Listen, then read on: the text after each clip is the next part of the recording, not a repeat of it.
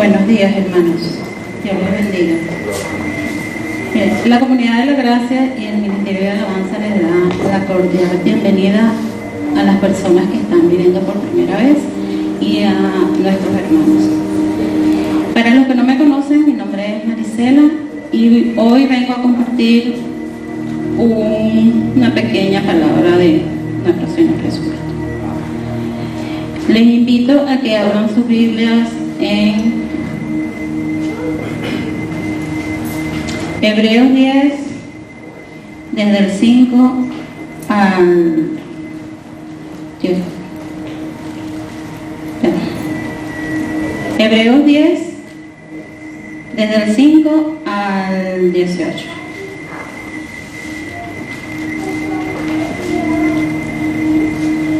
Hebreos 10, 5, 18. Dice la palabra del Señor en el nombre del Hijo y del Espíritu Santo.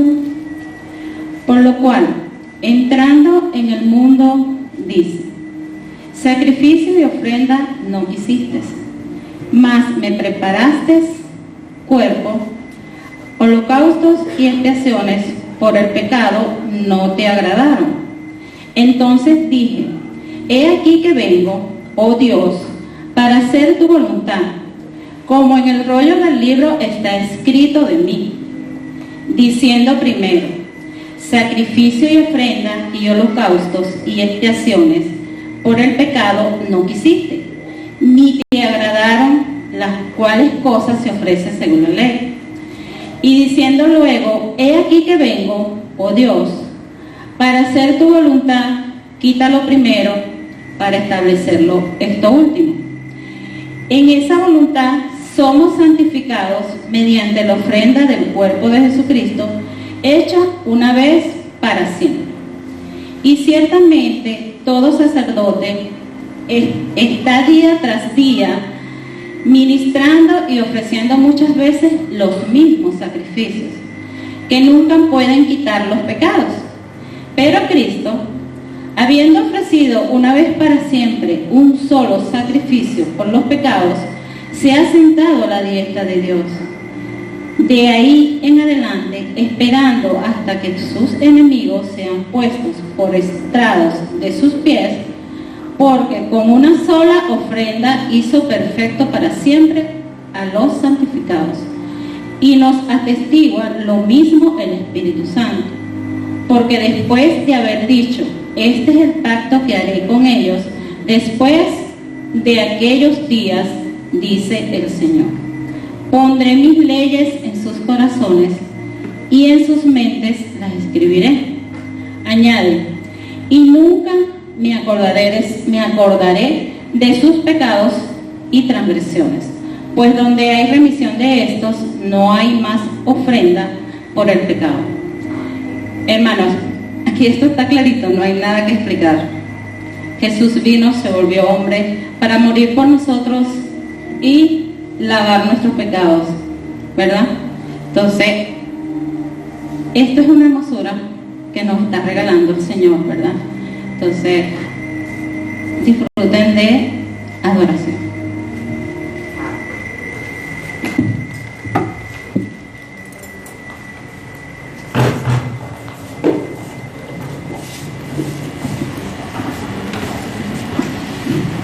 ¿Cuántos de ustedes entendieron esa palabra que leyó nuestra hermana? Amén. Es una hermosa escritura la cual habla sobre lo que Dios hizo por nosotros, ofreciendo a su Hijo Jesucristo como sacrificio, y al final nosotros que le ofrecimos, nada para hacerlo, ¿verdad? Entonces, aquí estamos, aquí vamos a responderle al Señor, vamos a agradecerle porque Él hizo, así que los invitamos a ponerse de pie para alabar al Rey. Amén.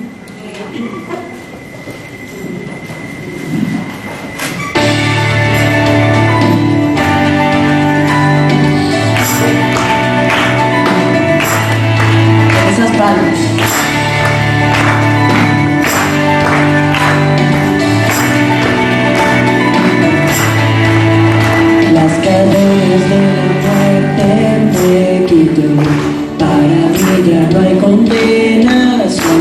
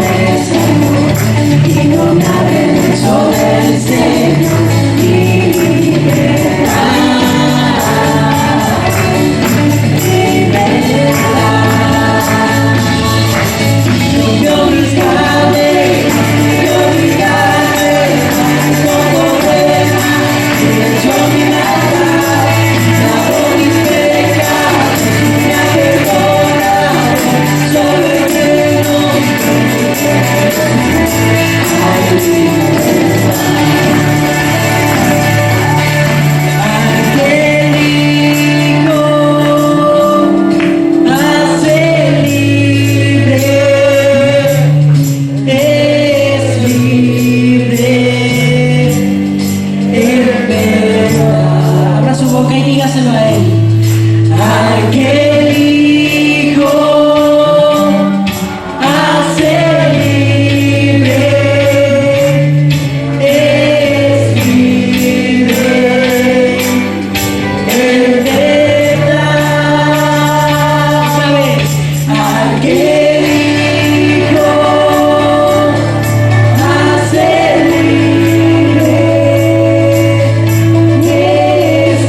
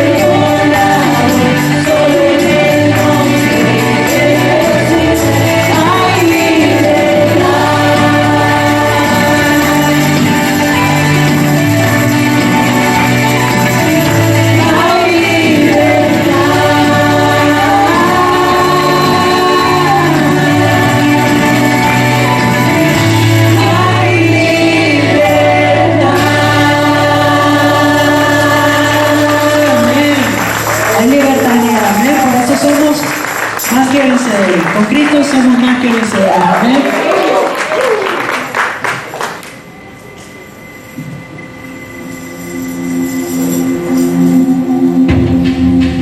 Gracias, Señor, porque desde antes que naciéramos, cuando estábamos aún en el vientre de nuestra madre, escuchamos tu voz, Señor. Gracias por salvarnos.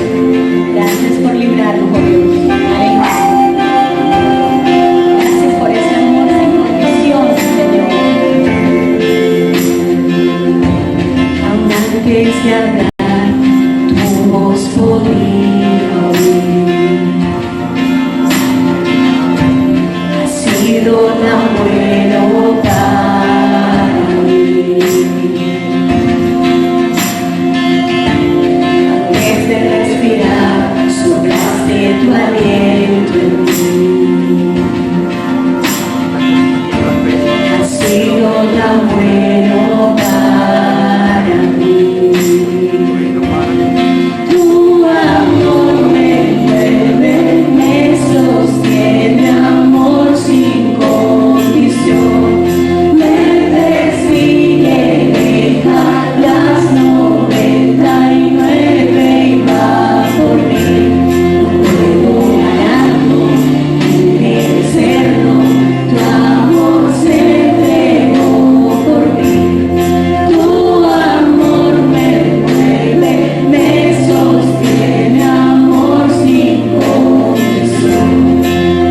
Amén. Gracias, Señor, por tu amor tan grande al morir en esta cruz por nosotros.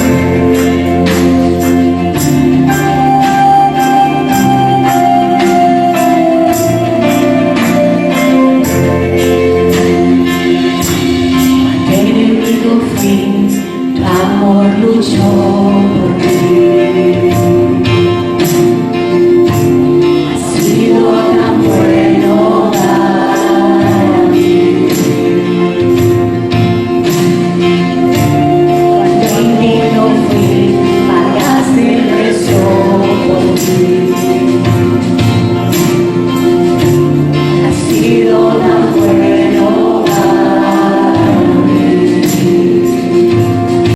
Tu amor me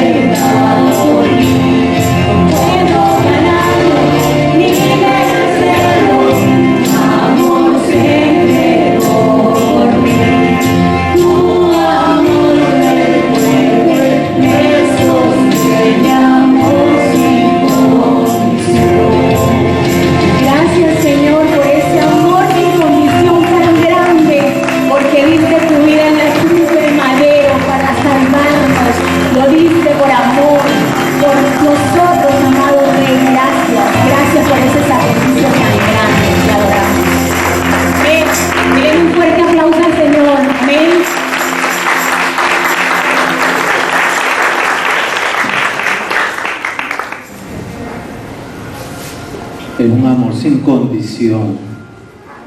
Cantamos que es un amor que nos hace libres, porque esa libertad fue comprada y pagada a un altísimo precio. Bendito sea el nombre que es por encima de todos los nombres, el nombre de nuestro Señor Jesucristo. Gloria a Dios.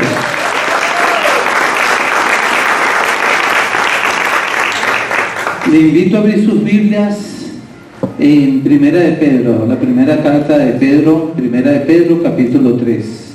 Primera de Pedro, capítulo 3, verso 12.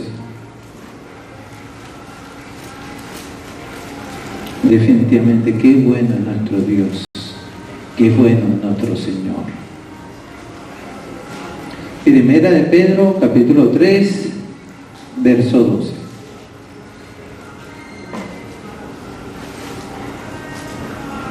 A ver, ¿lo tenemos? Su palabra nos dice: porque los ojos del Señor están sobre los justos y sus oídos atentos a sus oraciones, pero el rostro del Señor está contra los que hacen el mal. Gloria a Dios. Señor, gracias por tu palabra, Padre Santo. Gracias por tu palabra que nos guía también a toda verdad, Señor. Su palabra nos dice que los ojos del Señor están sobre los justos y Dios nos justificó a través del sacrificio de Cristo Jesús. Nos hizo justos. El Señor nos selló con su Santo Espíritu. Por lo tanto, nosotros somos justos delante de la presencia de Dios. Y dice que sus oídos están atentos a sus oraciones. El oído de Dios está atento a nuestras oraciones. Son muy buenas noticias. Pero hay algo que también debemos saber sobre la vida de oración que nosotros como cristianos debemos tener. No el propósito de Dios, porque aquí nos dice claramente su palabra, que sus oídos están atentos a nuestras oraciones. Ahora no vamos a hablar de Dios, vamos a hablar de nosotros. Nuestra vida de oración. ¿Cuál es nuestra vida de oración? Entendemos como principio que orar es difícil, que orar es contra natura del ser humano. Entendemos que nuestra vida de oración es una lucha, y por eso los voy a invitar a que demos un paseo fugaz y tomemos como ejemplo la vida de oración de nuestro Señor Jesucristo, que nos sirva a nosotros de ejemplo. Y ahí voy a colocar, por cuestiones de tiempo, 5 principios básicos de la vida de oración de nuestro Señor Jesucristo. Y Jesucristo fue quien reivindicó a través de la historia bíblica el concepto de la oración. Jesucristo oraba solo. Dice en Marcos 1:35 que Él se apartaba muy temprano en la mañana a orar. De hecho, cuando en Lucas 11 se le acercó uno de los discípulos y le dijo: Señor, enséñanos a orar. Una de las cosas, y en Mateo 6, Él le decía: bueno, vete aparte en tu habitación, cierra la puerta, porque entendemos que es un elemento fundamental de nuestra vida de oración, que tengamos un lugar de privacidad para tener la libertad necesaria para poder abrir nuestros corazones. Y de ello, entonces, es fundamental, número 1, que busquemos lugares para estar a solas en nuestra casa, en un horario en donde las circunstancias nos lo permitan, ya sea en el trabajo también. Pero siempre al principio vamos a buscar un lugar en donde nosotros podamos estar a solas, y ahí es donde podamos, en esa libertad gloriosa, abrir nuestro corazón delante de Dios. Otra, Jesucristo siempre oraba para buscar hacer la voluntad del Padre. Escrito está: pedir, buscar y llamar. Nuestra vida de oración no puede ser solamente pedir, porque entonces nuestra vida de oración estará equivocada, porque Dios, no podemos limitar a Dios solamente a nuestras necesidades. Ahora, Dios ciertamente atiende nuestras necesidades. Dios quiere atender nuestras necesidades, pero Dios no quiere que nuestra vida de oración se limite a nuestra necesidad. Que de paso, vida de oración no es orar por la comida. Vida de oración es tener un encuentro con Dios. El Señor Jesucristo no nos dijo que si Dios estaba atento a las necesidades de los pajaritos, no podía estar atento a las necesidades de nosotros. Es que Dios no conoce, aquel que lo sabe todo no conoce nuestras necesidades. Y en sus promesas no está suplir nuestras necesidades. Entonces confiemos en el Señor. Entonces que nuestra vida de oración pase también cuando estemos orando y digo, Señor, ayúdame a hacer tu voluntad, ayúdame a conocer tu voluntad, que tu voluntad está en la palabra. Sí, pero la vida cristiana no es un concepto, la vida cristiana es un carácter de vida. La vida cristiana somos nosotros en nuestra relación, en nuestra coinonía con Dios. Esa es la vida cristiana. Otra cosa, Jesucristo buscaba fortaleza en la presencia de Dios. ¿Saben por qué? Porque no es con nuestras fuerzas. Dios no está interesado en que nosotros libremos la batalla con nuestra fuerza. Por eso Jesucristo dijo, es necesario que yo parta para que los envíe el Consolador. Ahí está la palabra de Dios, que los va a guiar. Los va a guiar, o sea, no se van a guiar ustedes. Los va a guiar, Él los va a guiar. Mire, cuando usted tiene comunión con Dios, usted tiene discernimiento. Y hay cosas que no hay que decírselas porque ustedes se van a enterar. Y cuando ustedes son los últimos que se enteran, significa que tienen que revisar su comunión con Dios. Hay cosas que Dios les revela a sus hijos y se los revela a través de su comunión con su Santo Espíritu. Y eso se produce no por un decreto, porque Dios no trabaja por decreto, Dios trabaja por comunión. Queremos entender la Biblia, necesitamos la ayuda y la guía de su Santo Espíritu. Jesucristo no tomaba una decisión sin antes orar. Dice que pasó toda la noche orando para después tomar la decisión y elegir sus 12 discípulos. La vida, Jesucristo reivindicó ese valor. Jesucristo no tomaba decisión sin previamente orar. ¿Estamos nosotros tomando decisión sin orar? De seguro que sí. Pero hay una buena noticia. Dios quiere que cambiemos eso. Dios quiere que nuestra vida pase por una profunda comunión en donde Él va a actuar en cada uno de nosotros. Y Él nos va a guiar. Sí. ¿Por qué? Porque Él nos ama. Y porque siempre nos va a amar. Las puertas del cielo, las puertas del altar, siempre va a estar abierta para cada uno de nosotros. Y por último, Jesucristo perseveraba en la oración. Dice la Biblia que cuando Él sanaba y predicaba la palabra, su fama se acrecentaba. Sin embargo, Él dejaba eso y se iba a orar. El ministerio de Jesucristo se estimó en 3 años y medio, una agenda muy apretada, y sin embargo Jesucristo jamás dejaba sus principios de comunión con Dios. Y en esos principios no lo hacía hábitos. Mire, usted se puede hacer un hábito para tomarse una pastilla todos los días a las 8 de la noche. Puede hacerse el hábito para trotar todos los días a las 5 de la mañana. Pero en oración usted no se puede hacer ese hábito. Hacer ese hábito en oración, cuando le diga, haga ese hábito de oración, eso es mentira. Porque cuando usted se pone a orar, el mundo de las tinieblas se alborota.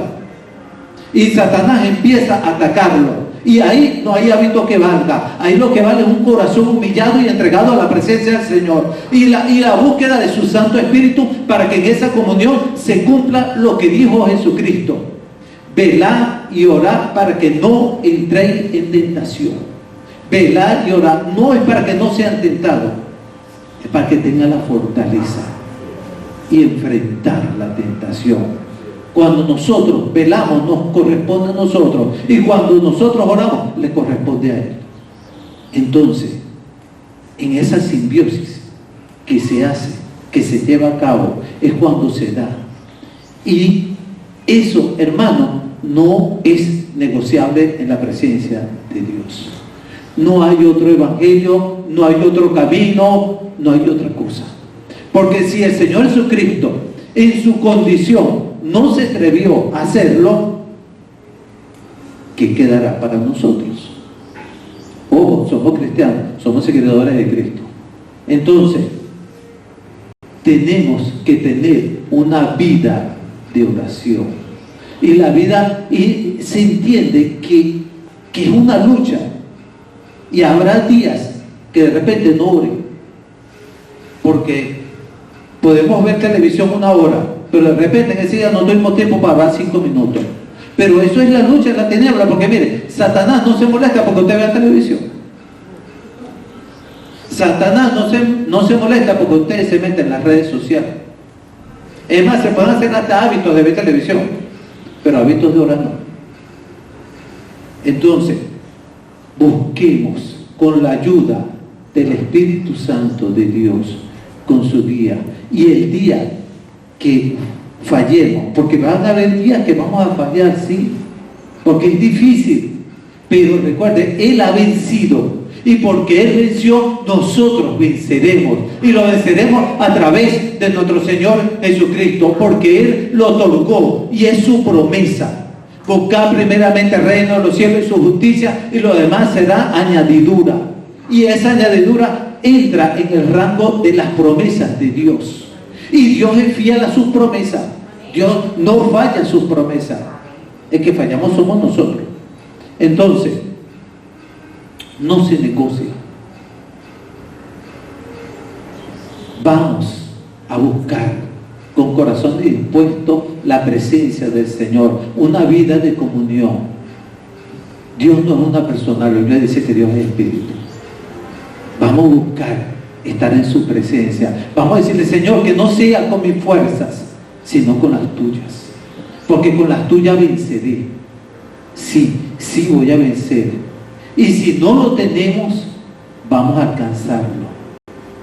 Porque las puertas del cielo todavía están abiertas. Las puertas de la presencia de Dios están abiertas para cada uno de nosotros. Confiemos, Él ha vencido. Y porque Él ha vencido, nosotros venceremos. Ahora vamos a orar. Señor, gracias. Porque sí, Señor, que es con tus fuerzas y no con las nuestras. Sé, bendito Dios, que en ti hay victoria. Sé que hemos sido sellados con tu Santo Espíritu y que la santidad, Señor, ha sido también un elemento progresivo en mi vida. Pero sé, bendito Dios, que sin santidad nadie te podrá ver a ti, porque es lo que dice tu palabra. Y enseñamos tu palabra, Señor. Por lo tanto, bendito Dios, te damos las gracias por darnos a tu Santo Espíritu. Te damos las gracias, bendito Dios, por hacernos hijos, por este nuevo nacimiento, Señor, por dejar todas las cosas pasadas, por guiarnos, por mostrarnos el camino. Y, Señor, todo ello, Señor, es para servirte. Porque qué vida serán nuestras vidas, Señor, si fuimos creados para el servicio de ti, para adoración de tu nombre, Señor. Ese es el propósito. Ahora ayúdanos, Señor, a serte fiel. Ayúdanos, Señor, porque no es con nuestra fuerza, Señor, sino es con tu Santo Espíritu. En el nombre que es por encima de todos los nombres. Gracias, Señor. Dios le bendiga, iglesia. En un día más para adorar y glorificar al Señor, y un día menos, hermano. Así es, un día menos porque pronto se acerca la venida de Cristo por su iglesia. Entonces un día menos, un día más gozándonos con Él, pero un día más para gozarnos y un día menos para esperar su venida por la iglesia. Quisiera que por favor me acompañaran a Efesios. Continuamos trabajando con esta carta, ya estamos terminándola. Efesios capítulo 6, verso 10. Efesios 6, verso 10. Bienvenidos a los hermanos que nos están visitando por primera vez. Siéntanse en su casa, estamos para servir. Efesios 6, verso 10. Leemos la palabra del Señor. Dice de la siguiente manera: por lo demás, hermanos míos, fortaleceos en el Señor y en el poder de su fuerza. Vestíos de toda la armadura de Dios, para que podáis estar firmes contra las acechanzas del diablo. Padre, en el nombre de Jesús, te doy gracias, Señor, por tu hermosa palabra. Gracias porque hoy podemos tener la oportunidad libremente, Señor, de leerla, exaltarte y glorificarte por ella, Señor. Gracias por tu Espíritu Santo, Señor, que mora en cada uno de nosotros, Señor. Te pido que seas tú, Señor, iluminando esta palabra, Señor, y dándonos comprensión acerca de lo que hoy vamos a leer. En tu nombre, Señor Jesús. Amén. Ahora bien, mis hermanos, ¿cómo empieza este versículo? Y es bien interesante, porque inicia por lo demás. ¿Qué significa este por lo demás? Este por lo demás es, Pablo nos está diciendo, por lo que ya dije, por lo que ya hablé, por lo que ya les he explicado desde el capítulo 1 hasta ahorita en el capítulo 6. Es decir, por todo lo que ya vengo hablando, por lo tanto, y es lo que hoy vamos a intentar terminar, concluir o hacer un breve repaso de por qué Pablo explica todo lo que está allí escrito en cada uno de esos capítulos, para después explicar por qué hay que colocarse la armadura y el por qué el Espíritu Santo guió a Pablo de que tenía el cristiano que colocarse la armadura y con quién es la lucha. Entonces vamos a intentar explicar hoy por qué Pablo habla de este por lo tanto o por lo demás en este versículo. Debemos entender algo de que esta carta podemos entender cómo esta iglesia se funda en Hechos capítulo 18. Aquí vemos como un hombre llamado Apolo, él estaba predicando elocuentemente la palabra, pero sabía era hasta el evangelio de Juan el Bautista. ¿Qué sucede? Habían dos personas colocadas allí por Pablo en Éfeso en su segundo viaje misionero, que era Priscila y Aquila. Ellos, al escuchar a Apolo hablar acerca del evangelio, que iba a devenir alguien que iba a ser el redentor, que tenía la gente que arrepentirse, y que nada más lo hacía hasta el evangelio de Juan, agarran a este hombre, Apolo, y le dicen: ciertamente lo que tú estás predicando está bien, pero te falta algo. Ese hombre que va a ser el redentor, ese Mesías que Juan el Bautista está hablando, ya vino, ya murió y resucitó, y su nombre es Jesús. De ahí en adelante Apolo comienza a seguirlos, y esta iglesia es reforzada con el tercer viaje misionero de Pablo, que lo vemos en Hechos capítulo 19, y cómo Pablo se queda en esta iglesia haciendo esos reforzamientos aproximadamente 3 años, que fue la duración de Pablo allí pastoreando esta iglesia. Algo que tenemos que entender también o recordar es que en esta iglesia era bien particular, porque habían gentiles y habían judíos. Y esto lo podemos entender cuando Apolo está predicando dentro de una sinagoga. Y dentro de una sinagoga, ¿quiénes habían? Los judíos. Entonces, allí, dentro de la iglesia en la cual Pablo se estaba fundando en Hechos capítulos 18 y 19, habían judíos, pero también estaban escuchando gentiles. Entonces habían estos dos grupos dentro de esa iglesia. Para ir entendiendo acerca de lo de la armadura, vamos haciendo este repaso, tenemos que entender cómo está dividida esta carta. Esta carta, desde el capítulo 1 al capítulo 3, va a tratar o se enfatiza acerca de doctrina. Pablo aquí comienza a establecer los puntos doctrinales de esta iglesia, y que son base también en el Nuevo, y que lo vamos a ver y se ve en todo el Nuevo Testamento, que son las mismas bases. Y desde el capítulo 4 al capítulo 6 son la parte práctica, es decir, si es cristiano, ¿cuál es su comportamiento? ¿Cómo debe ser el comportamiento de una persona que ha sido redimida por la sangre de Cristo? Y es la parte práctica que vamos a ver desde el capítulo, que vemos desde el capítulo 4 al capítulo 6. Entonces, damos inicio. En Efesios capítulo 1, después de la salutación de Pablo, y saluda a Pablo a la iglesia, le dicen cómo está, y Tíquico entrega la carta a la comunidad allí, a la iglesia. Recordemos que él, Tíquico, estaba visitando a Pablo, ha visitado a la cárcel, donde él tenía casa por cárcel o arresto domiciliario en Roma, y Tíquico recibe la carta que él entrega a los Filipos, a la iglesia filipense, y también en la carta ahí en Éfeso, y estaba convocada toda la congregación para leer el mensaje que había enviado Pablo. Entonces están reunidos los grupos de hermanos, y Pablo empieza diciendo: ustedes están aquí no porque ustedes sean buenos, ustedes están aquí no porque ustedes hayan querido, ustedes están aquí es porque Dios los escogió para que estuvieran aquí. Es decir, gracias a su gracia y su misericordia, todos ustedes están aquí escuchando la carta de Pablo. Es lo que Pablo quiere decir, y estoy resumiendo lo que quiere decir el capítulo 1 de la carta a los Efesios.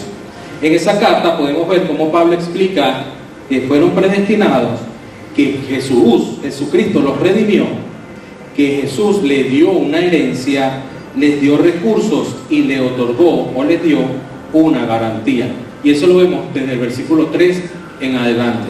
Y dice: bendito sea el Dios y Padre de nuestro Señor Jesucristo, que nos bendijo con toda bendición espiritual en los lugares celestiales en Cristo, según nos escogió en Él antes de la fundación del mundo, para que fuésemos santos, es decir, apartados, para que fuésemos santos y sin mancha delante de Él, en amor, habiéndonos predestinados para ser adoptados hijos suyos por medio de Jesucristo, según el puro afecto de su voluntad. Es decir, Pablo les está diciendo: judíos y gentiles, ustedes están aquí reunidos no porque quieren, no porque son buenos, no porque se lo merecen. Ustedes sencillamente están reunidos es porque Jesús los agarró y los adoptó como hijos. Es porque Jesús los llamó. Por ello es que están aquí.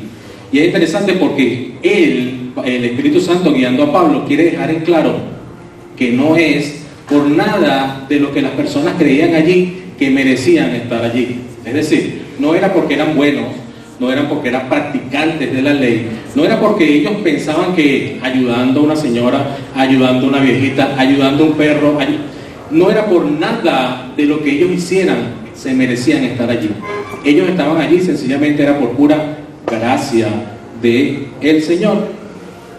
Entonces, además de que ellos habían sido escogidos por el Señor y traídos por Él, ellos tenían una garantía. ¿Cuál era la garantía? Era que si ellos habían entendido el Evangelio y ellos sabían y habían creído en el Señor Jesús, ellos tenían una garantía, que era que el Espíritu Santo los había sellado. Y él hace una pequeña alegoría con respecto a las personas que tenían animales, que tenían ganado, ovejas y todo aquello. ¿Por qué? Porque ellos identificaban a esos animales, era a través del hierro, y el hierro caliente, cuando se lo pegaban al animal, quería decir que esto le pertenecía a alguien. Entonces, aquí Pablo les está haciendo esa pequeña alegoría y les dice: ustedes también, los que creyeron en el Evangelio, han sido sellados por el Espíritu Santo. Y eso lo podemos ver en el versículo 13 en adelante. Capítulo 1, verso 13 en adelante. Dice: en Él también vosotros, habiendo oído la verdad, el Evangelio de vuestra salvación, y aquí lo importante, y habiendo creído en Él, porque muchos sencillamente habían escuchado, pero no habían creído. Entonces, a los que escucharon el Evangelio de vuestra salvación y habiendo creído en Él, fuisteis sellados en el Espíritu de la promesa, o en el Espíritu Santo de la promesa, que es las arras. ¿Qué significa arras? Garantía. Es decir, eso era, se iba a cumplir lo que allí estaba. No había nadie quien rompiese esa promesa, porque ya ahí estaba garantizado. Entonces, ¿qué es ese sello? Que es las arras de nuestra herencia hasta la redención de la posesión adquirida para alabanza de su gloria. Entonces, el pueblo está allí, que había sido escogido por Dios, estaba garantizado, estaban sellados, y que no estaban allí porque por mérito propio, sino porque el mismo Dios los había llamado. Continúa el versículo 2, el capítulo 2, donde nos habla acerca de salvo por gracia. Y dice, inicia el capítulo 2, dice: y Él os dio vida a vosotros cuando estabas muertos en vuestros delitos y pecados. Es decir, a pesar de que estaban hundidos hasta la coronilla de delitos y pecados, a pesar de que estaban sumidos en sus delitos y faltas en contra de Dios, el Señor no le importó eso y murió en la cruz del Calvario por cada uno de nosotros.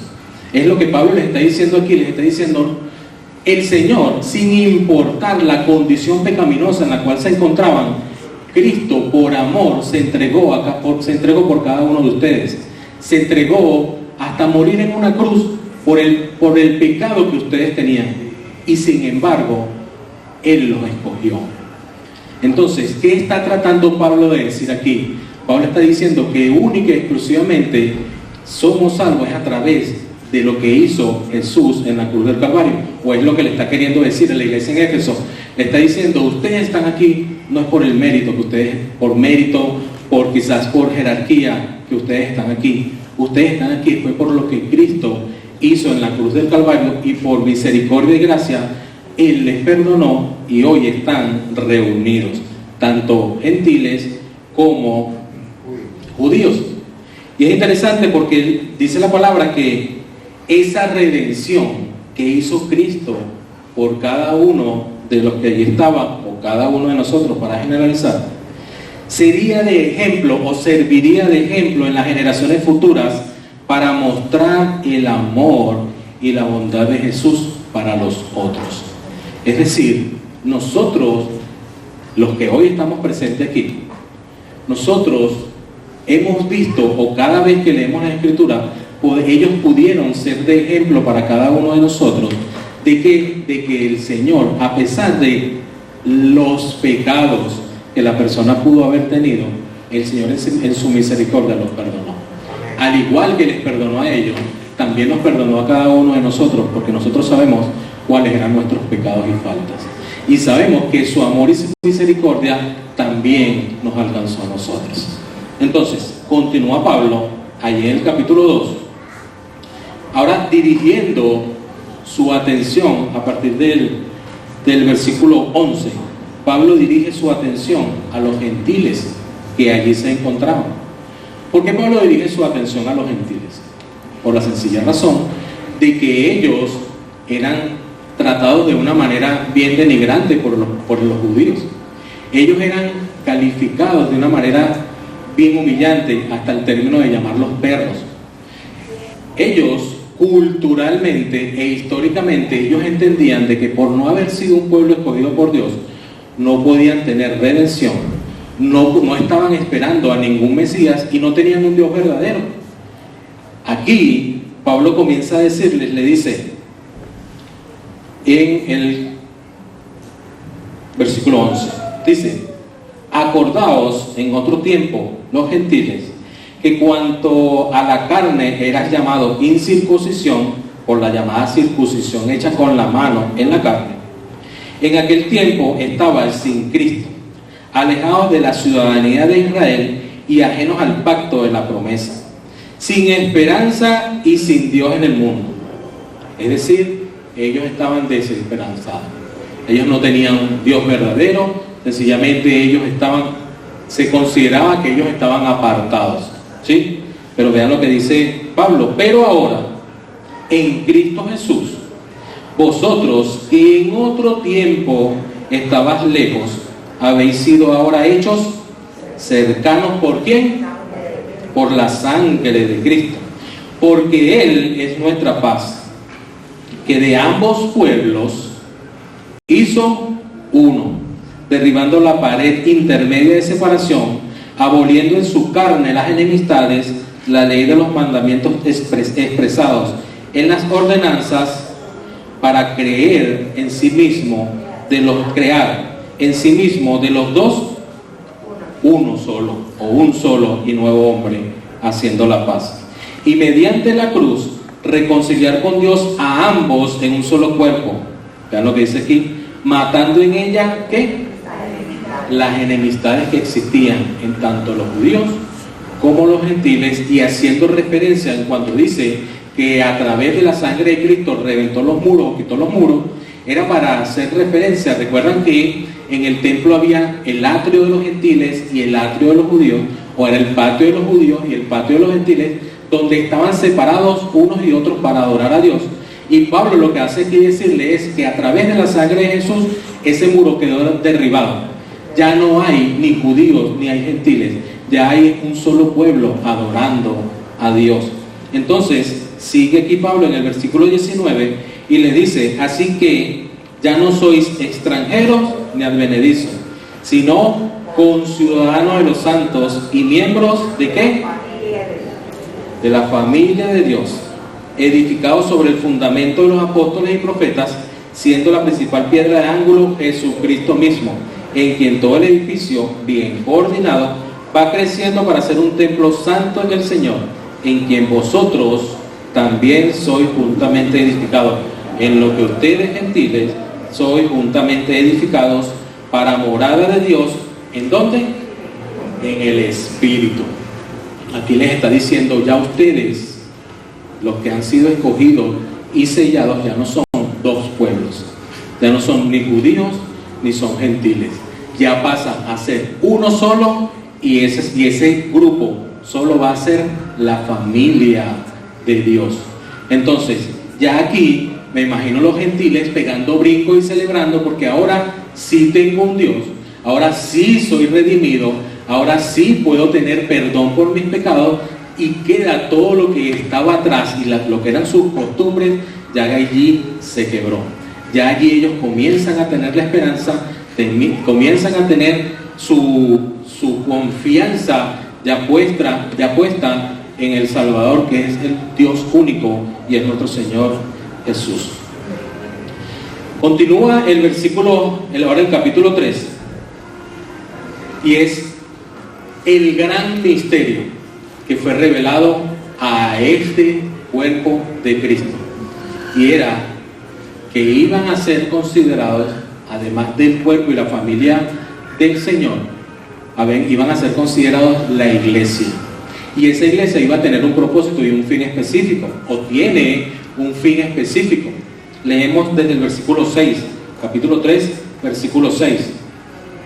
Dice que los gentiles son coherederos y miembros del mismo cuerpo y copartícipes de la promesa en Cristo Jesús por medio del Evangelio, del cual yo fui hecho ministro por el don de la gracia de Dios que me ha sido dado según la operación de su poder. Y aquí el versículo 10 dice: para que la multiforme sabiduría de Dios sea dada a conocer por medio de ¿quién? ¿Por medio de quién?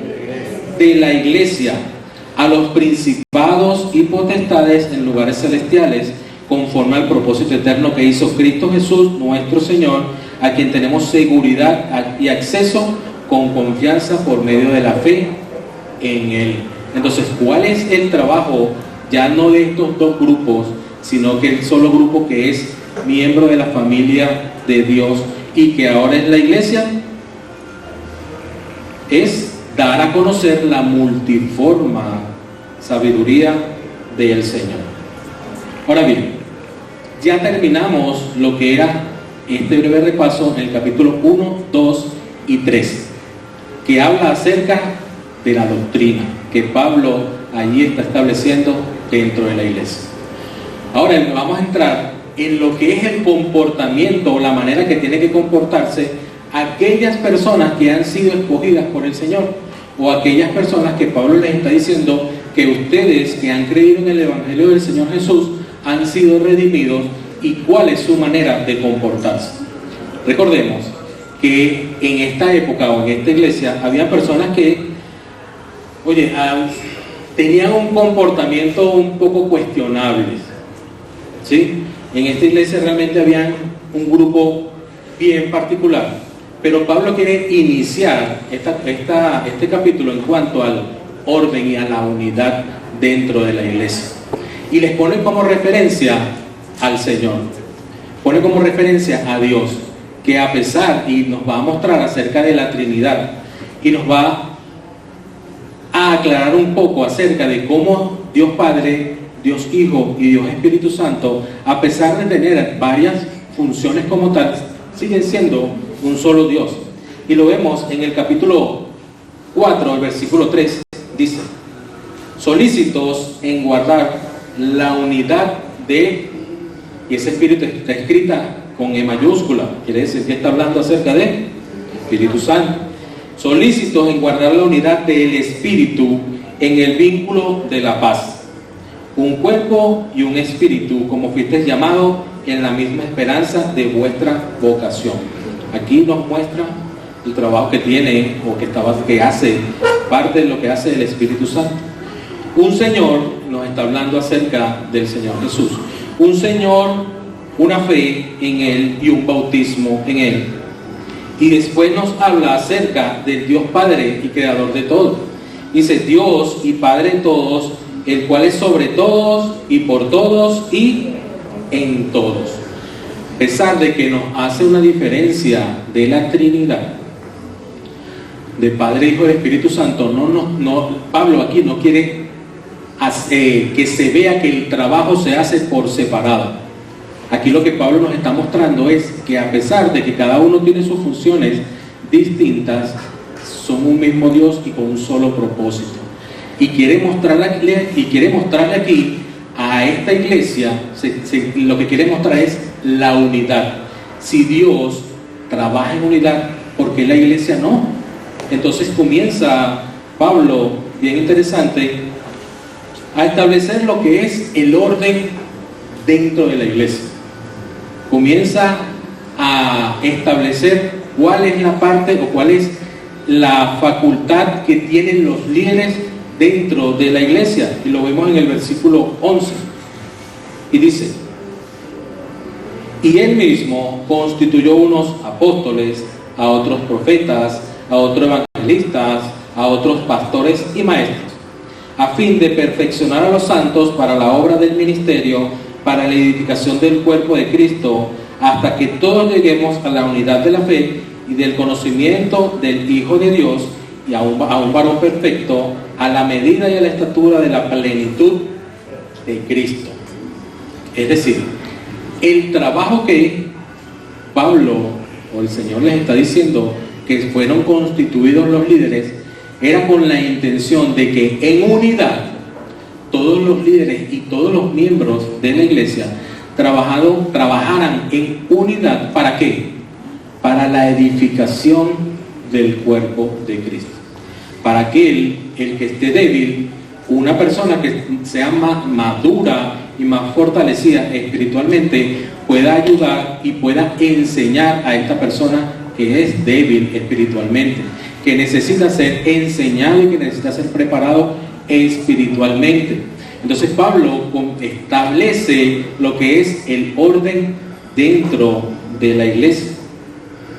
Ahora bien, recordemos que estamos hablando aquí acerca del comportamiento de una persona que ha creído en el Evangelio del Señor Jesús.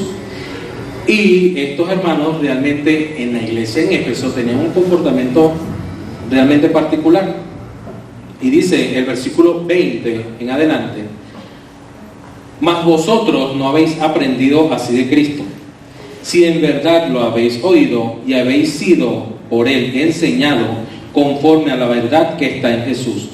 En cuanto a la pasada manera de vivir, despojaos del viejo hombre que está viciado conforme a los deseos engañosos, y renovaos en el espíritu de vuestra mente, y vestíos del nuevo hombre, creado según Dios en la justicia y santidad de la verdad.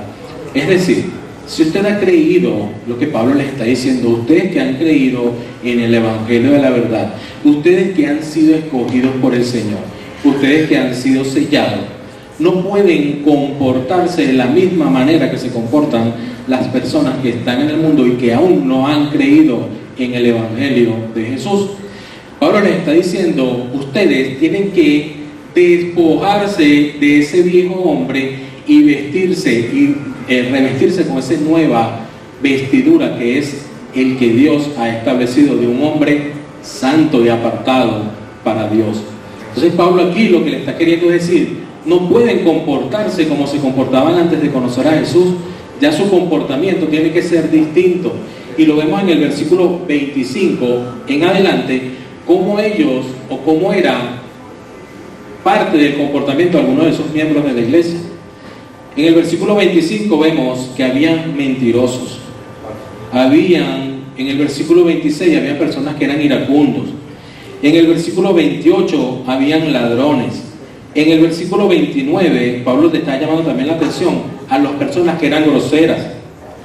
En el versículo 30 habían personas que con su actitud contristaban al Espíritu Santo.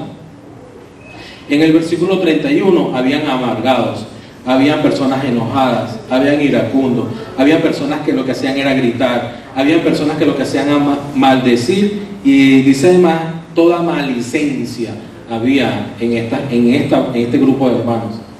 No estoy hablando de toda la iglesia, era un grupo en particular que Pablo los identifica allí a través del Espíritu Santo. También en el capítulo 5, en el verso 3, nos habla que habían fornicarios, que habían avaros. En el capítulo 5, versículo 4, nos dice que habían engañadores, habían tramposos y habían necios. Recordemos que la palabra necio quiere decir que hablaban era estupideces. También podemos ver más adelante que habían personas que se embriagaban, habían borrachos. Y lo podemos leer desde el versículo 15, del capítulo 5, versos 15, dice: mirad pues con diligencia cómo andéis, no como necios, es decir, no como aquellos que no conocen a Dios, sino como sabios, aprovechando bien el tiempo, porque los días son malos. Por tanto, escuchen aquí, miren lo que dice: no seáis insensatos, sino entendidos de cuál sea la voluntad del Señor. No os embriaguéis con vino, en el cual hay disolución. Antes bien, sed llenos ¿de qué? Del Espíritu, hablando entre vosotros con salmos, con himnos y cánticos espirituales, cantando y alabando al Señor en vuestros corazones, dando siempre gracias por todo al Dios Padre, en el nombre de nuestro Señor Jesucristo. Es decir, recordamos que en Éfeso había un templo que estaba catalogado, no sé si está catalogado todavía, como una de las no sé cuántas maravillas del mundo, que era un templo donde se adoraba a la diosa Diana. ¿Qué sucede? Que muchos consumían alcohol, se emborrachaban y se iban a ofrendar en el templo. ¿Y cuál era ese tipo de ofrenda? Sencillamente eran actos inmorales que allí, dentro de ese templo, se hacían. Entonces Pablo les está diciendo, antes de que se emborrachen y vuelvan otra vez a cometer esas locuras que hacían antes que se embriaguen, primeramente sean llenos del Espíritu Santo, busquen del Señor, canten alabanza, adórenlo, júntense con hermanos para adorar y cantarle al Señor, para evitar que ellos cayeran nuevamente en este tipo de pecado. Ahora bien, llegamos a una parte de la carta de Pablo donde realmente es súper interesante, que es el sometimiento. Y muchos escuchamos la palabra sometimiento y nos recordamos del liceo, oye, cuando nos sometían los más grandes. Pero aquí está hablando algo distinto, porque es tener a los demás por autoridad de cada uno de nosotros. Y dice, someteos los unos a los otros. Y ya Pablo ha explicado el comportamiento, en en el capítulo 4 y ahorita entrando en el 5, el comportamiento del cristiano fuera de la iglesia y dentro de la iglesia. Pero ahora Pablo va a lo más íntimo. Ahora Pablo va a la familia y al trabajo.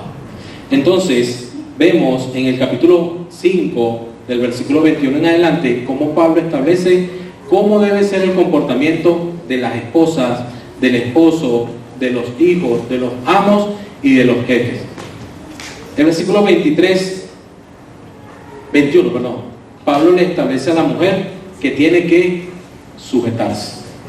Y ya lo hablamos la vez pasada, que el sujetarse era estar ahí al lado de su esposo, para que las personas vieran que ella es una persona casada y sometida a su esposo, que le obedece. Pero ese obedecer, y es interesante este obedecer, porque muchos hemos pensado que ese sometimiento es de una manera vejatoria y obligatoria, que tú te sometes a todo lo que yo diga porque yo soy la cabeza de la casa. Eso no es así. ¿Por qué? Porque cuando dice que la mujer tiene que someterse al hombre, es de una manera voluntaria. Es que la mujer accede a someterse al hombre, y no porque el hombre se lo exija, sino porque la palabra lo dice y porque es una manera de honrar y glorificar a Dios con ese comportamiento.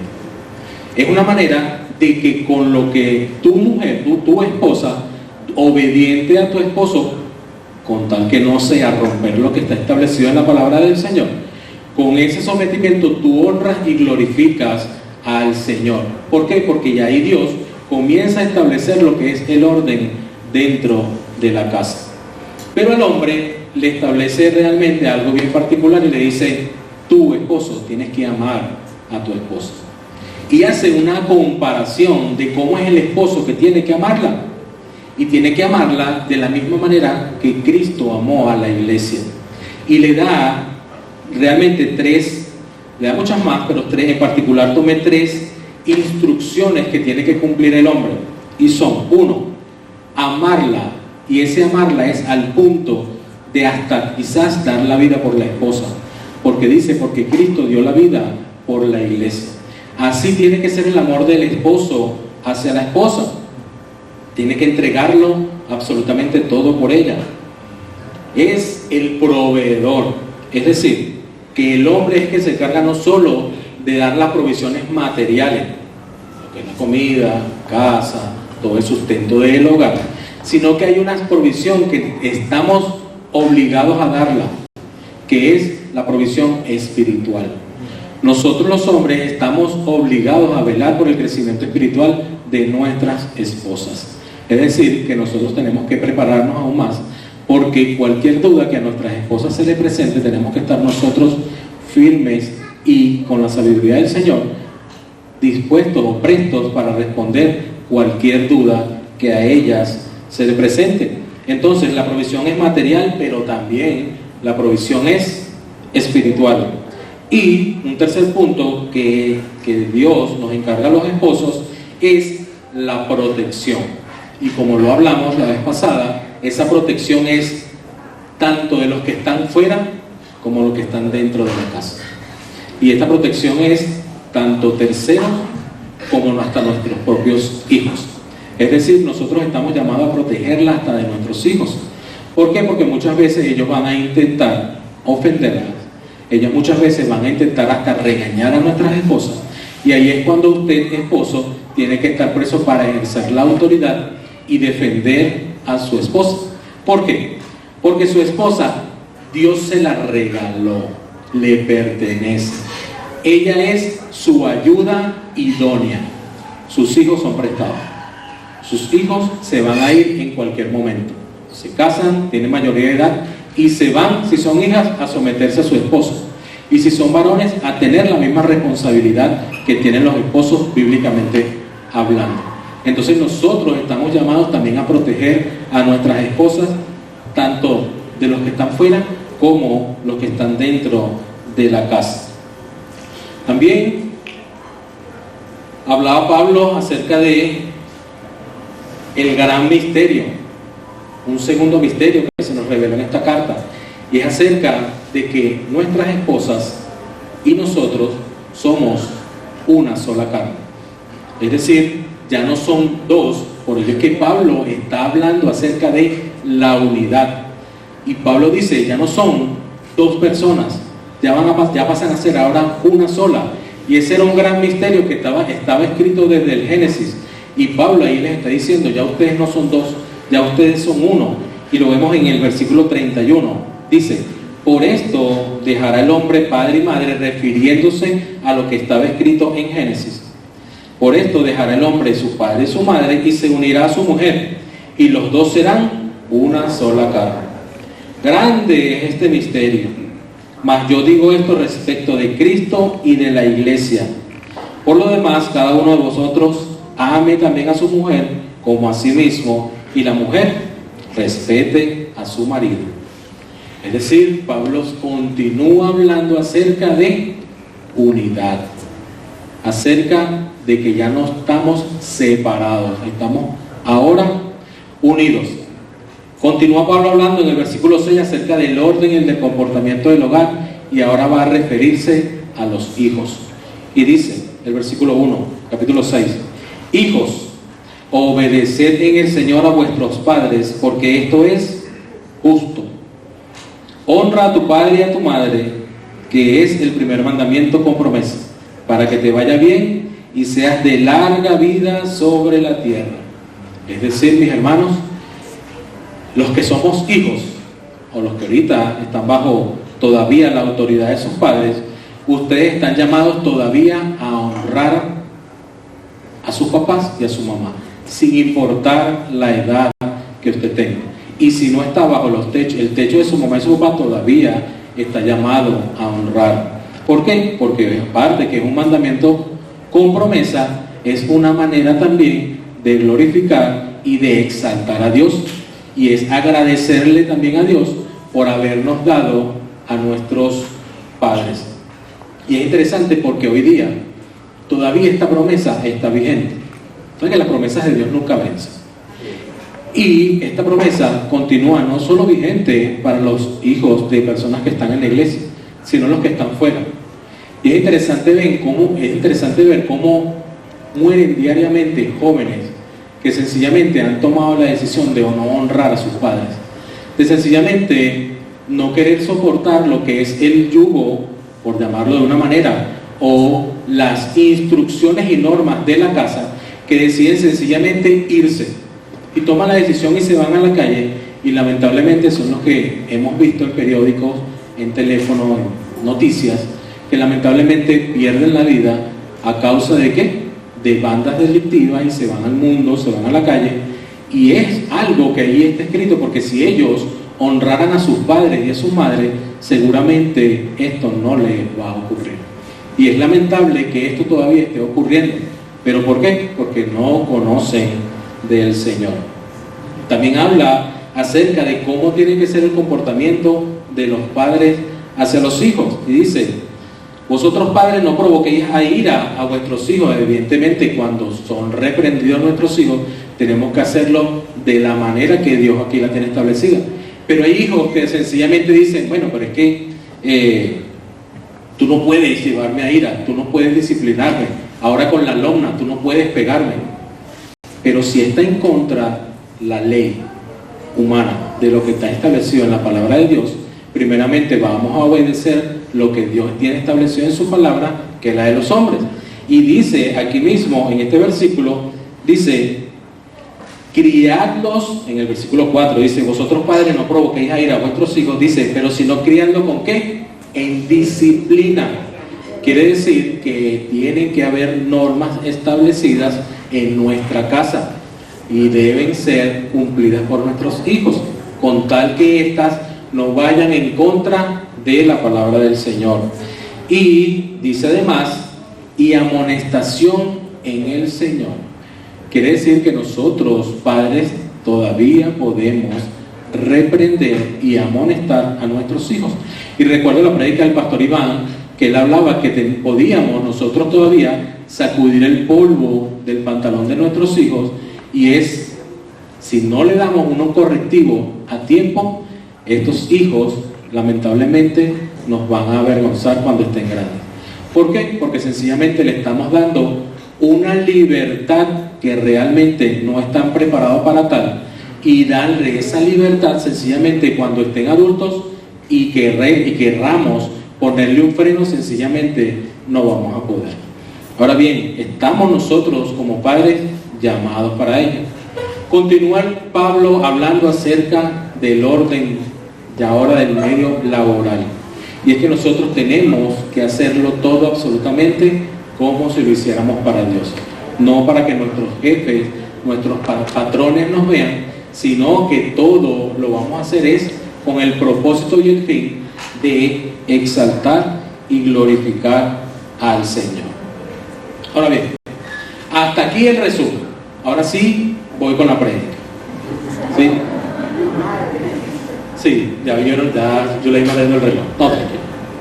Ahora bien, hasta aquí es lo que Pablo quiso decir allí con ahora bien.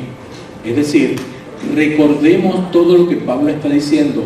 Ustedes, a pesar de estar metidos en sus delitos y pecados, ustedes fueron agarrados y están aquí, es porque Jesús, el mismo Dios, los trajo. Con su infinita misericordia, Dios los escogió y ustedes sencillamente están porque ustedes se arrepintieron de su delito y pecado, pero no por lo que ustedes hagan, sino por lo que Cristo hizo ya en la cruz. Ya allí estableció ese orden, Pablo establecido lo que es la parte doctrinal. Pablo comienza lo que es el orden dentro de la iglesia y dice que ya no son dos, que ya es un solo grupo y que ya es la familia de Dios, que ya es la iglesia y con un propósito determinado. Y después allí va al orden de la casa, del hogar, de la mamá y el papá, que ya no son dos, ya es uno solo. Continúa hablando acerca de la unidad. ¿Cuál es el propósito de que Pablo viene hablando de unidad, de que somos uno solo, de que estamos llamados a ser edificados, a trabajar en conjunto, a no hacer las cosas por separado? Aquí lo dice: fortaleceos en el Señor, de lo que hablamos ahorita, el versículo 10. Fortaleceos en el Señor y en el poder de su fuerza. ¿Cómo nos fortalecemos? A través de la lectura de la palabra, a través de lo que está hablando nuestro hermano Manuel, a través de la oración y la relación que tenemos con el Señor. ¿Con cuál intención? Vestidos de toda la armadura de Dios para que podáis estar firmes contra las acechanzas del diablo.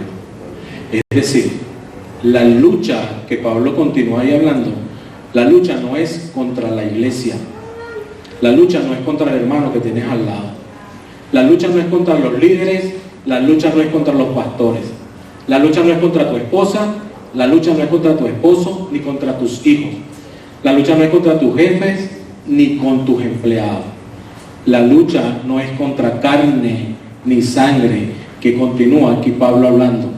La lucha es contra huestes espirituales de maldad. La lucha aquí dice que es contra las acechanzas de ¿quién? Del diablo.